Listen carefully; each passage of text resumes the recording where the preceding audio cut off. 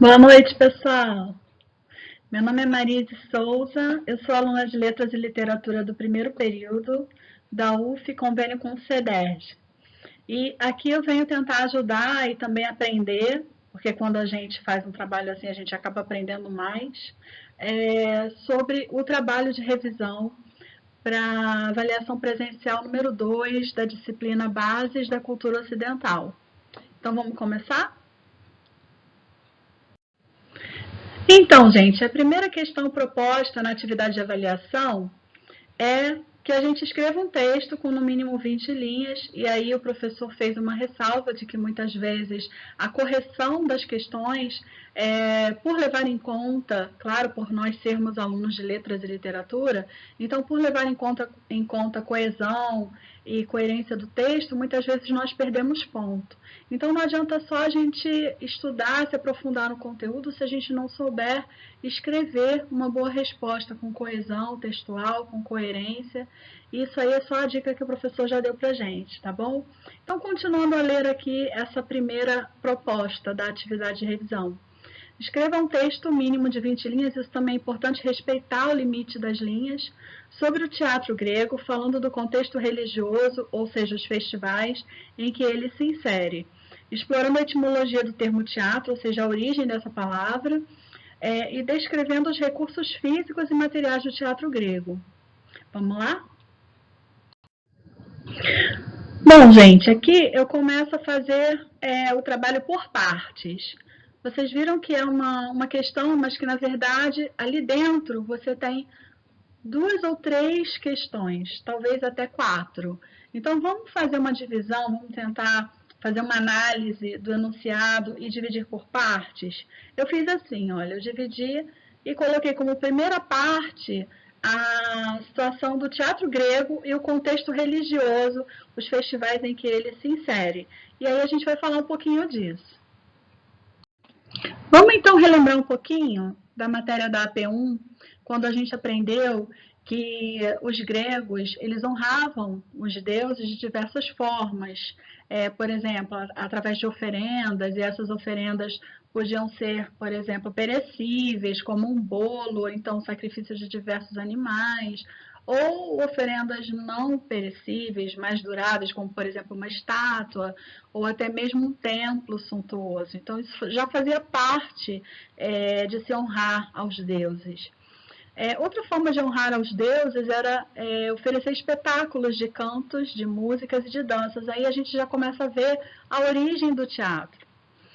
Quando você organizava, vamos supor, você é um grego e você está organizando esse espetáculo, ou simplesmente você está participando dele, seja nas disputas artísticas, que envolviam música e drama, ou nas disputas atléticas, que envolviam provas esportivas, ou até mesmo quando você era um mero espectador desses festivais, você já estava honrando aos deuses. E qual era o deus honrado nesse momento dos festivais? Era o deus Dioniso. Então, os festivais dramáticos, eles estavam intimamente relacionados a esse deus, que era o deus da videira, do vinho, do delírio e do teatro. E o teatro, nesse caso, começou com procissões bem animadas, as pessoas saíam em procissões, e isso originou posteriormente a comédia, que vai ser uma outra questão da avaliação. Esse deus era bastante popular, tinha uma origem rural, era associado à fertilidade, enfim. Então, daí a gente já meio que responde a primeira parte da questão, o caráter religioso do teatro, né? Como é que o teatro estava relacionado aos festivais? A segunda parte da mesma questão pede que a gente considere a etimologia do termo teatro. Então, a etimologia é como é que surgiu essa palavra. Então, o teatro vem de palavras gregas que eu não vou conseguir pronunciar aqui para vocês, mas palavras, verbos que significam, para a gente hoje, né, na nossa tradução, observar e, ao mesmo tempo, observação. Então, o teatro fica sendo como um lugar de observação, ou seja, um observatório. No início, lá desde a época das epopeias, de Homero, etc., a gente lembra que as pessoas se reuniam numa praça ou num lugar onde pudessem fazer alguma audição coletiva, né? E alguém ia lá e cantava e dançava os versos. Então, assim mesmo começou o teatro, nesses mesmos locais. E aí as pessoas se reuniam nesses locais para assistirem ao espetáculo. E aí também tem a etimologia da palavra espetáculo, que é aquilo que você observa, aquilo que você vê. Então, o espetáculo é observado no teatro, porque o teatro é o observatório do espetáculo.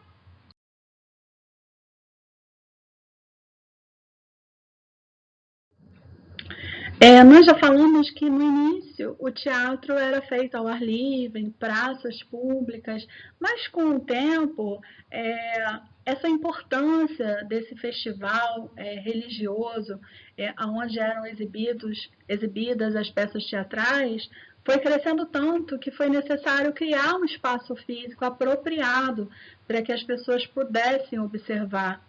E aí, por quê? Né? Porque não era só um divertimento, era também um meio para circular a cultura tradicional, os mitos, e, como eu já falei, fazia parte de um culto religioso. Então, merecia uma estrutura física mais adequada, mais apropriada para estas funções. Vocês perceberam que a gente está caminhando para o final da questão? Por isso que foi interessante a gente dividir por partes. Então, a última parte que o professor pede é para que a gente fale dos recursos físicos e materiais do teatro. E aí a gente já falou aqui que precisava ter espaço, né, porque era público, todo mundo poderia presenciar, todos os cidadãos gregos tinham acesso. E por conta disso, ele foi estruturado na forma de um semicírculo de frente para o palco, onde as pessoas sentavam-se nessas arquibancadas que iam subindo degraus e degraus e que possibilitavam a visão de quem estava atrás. Vamos ver daqui a pouco uma imagem de como era o teatro grego. Dando continuidade aos recursos físicos do teatro, aqui a gente pode ver a arquibancada, conforme eu falei, e uma partezinha que está assim logo abaixo da arquibancada, que é um semicírculo, onde a orquestra fica localizada. E a orquestra, na verdade, é o quê? Onde o coro fica, né? As pessoas que são do coro, elas não apenas cantam, mas elas também dançam, interagem com a plateia. Então, isso é bem interessante na estrutura do teatro grego. Naquela foto anterior que eu mostrei, vocês podiam ver que ao lado do semicírculo, lá à esquerda da imagem, era o palco. Então, ou seja, o palco ficava entre a orquestra e os espectadores. E no palco os atores encenavam. E o palco é sinônimo de proscênio ou vice-versa, tá ok? E ficava na mesma altura da orquestra. Aqui vai ser um pouco difícil para mim falar as palavras em grego, porque eu não tenho a menor ideia de como se pronunciam. E não deu tempo de eu aprender essa pronúncia. Mas dá para a gente observar, né? Tá bem assim, fácil de observar todos os elementos do teatro. E aí a gente tem as arquibancadas, que é o teatro, a orquestra, que é onde fica o coro. Ali atrás da orquestra a gente tem o proscênio, que é o palco. Temos atrás do proscênio a esquené, que é a coxia, que a gente tem hoje nos teatros modernos, onde os atores vestem as roupas, se preparam, se maquiam, saem e entram de cena. E ao lado do palco ou do proscênio, a gente percebe dois espaços laterais, que são os párodos, e que ali é por onde as pessoas entram, né, para poder assistir ao teatro. Então, para reforçar o caráter religioso do teatro e do culto ao deus Dioniso, tem esse teatro aqui em Atenas, que é o Teatro de Dioniso, onde a gente pode ver aqui no centro da orquestra, ou seja, essa orquestra aí que está antes do palco, tem um altar erguido em homenagem a ele. Então, isso demonstra o que a gente vem falando no início da apresentação, a relação entre o teatro e a religião grega. Então, gente, tudo precisava ser bem dramático, bem colorido, bem exagerado, porque Era tradição no gênero dramático que 3 atores homens apenas interpretassem as peças teatrais, sejam elas tragédias ou comédias, que a gente vai ver depois. Esses 3 atores homens faziam diversos papéis, inclusive femininos. E aí, nessa hora, eles faziam uso das máscaras e de alguns recursos cenográficos e até mesmo de vestuário, para que o público que estava assistindo pudesse diferenciar um personagem do outro. Então, por exemplo, as máscaras pareciam mais ou menos o que a gente tem hoje como a maquiagem que se faz no teatro para realçar determinadas características e até para diferenciar os personagens. Em alguns casos, eles faziam revestimentos para criar a visão à distância, né, de uma barriga ou de uma nádega. Poderiam muitas vezes usar um pênis feito de couro, pendurado na cintura para realçar o aspecto cômico do teatro, enfim. E se vocês pensam que não tinha efeitos especiais, tinha sim.